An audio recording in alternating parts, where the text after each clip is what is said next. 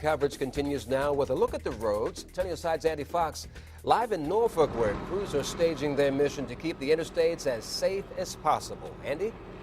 Yeah, this is the TME Enterprises maintenance yard. We've got a loading truck here.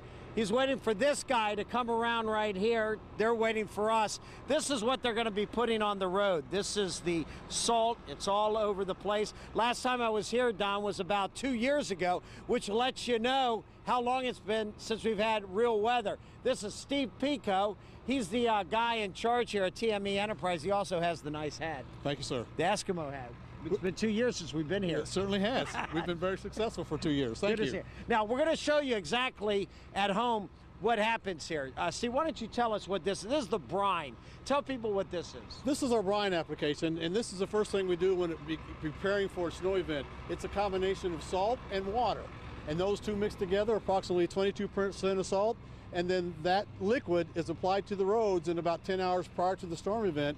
And what happens, the water evaporates off, and the salt remains as a small paste on the road, so when the snow hits it, it melts immediately. And Steve, you can actually see this on the road. This is what the white looks like on the side of the road, and if you see that, that's what the dried brine looks like. That's exactly right. That is the salt residue from the water. And what happens is when the snow hits it, the combination of the snow and the brine melts it away. Snow. Okay, now let's take everyone in here. This is the big big salt dome. Is that what you call it, the salt dome? We call it the salt dome. Yes, this houses all of the salt that we do to apply on the road. So once the brines did its job and it starts to snow and you get about a ½ inch on the road, we will make the salt application, and then again, it will melt the snow away so that you can get home. Right, and this is, how much salt do you think you have in here? We got about 850 tons as we stand right now. The dome holds about 1,500 tons. And where does it come from? That was interesting where you said it comes from. We actually get it from a manufacturer who's Cargill, and from my understanding, it's actually mined underneath Lake Michigan. Right, and also south, right? And in South America, it's imported, yes.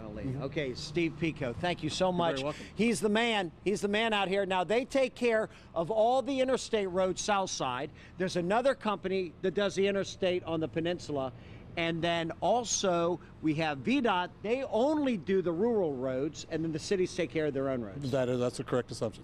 Yes, that's true. Yes, sir. So we don't say VDOT's clearing the roads. We say TME's clearing the roads. TME's helping you get home. Yes, sir. All right, Steve, thanks a lot. We are going to have another update coming up for you at 12:30. This is where it's all happening south side. It all begins right here. We'll have another update at 12:30. Andy Fox, 10 on your side. Hey, Andy, got a question for you if we can. You'll probably remember 2 years ago, I think we had a problem when the snow and the bad weather came. Cars were already on the road, and the crews could not get out to treat the roads. Are they ahead of this storm?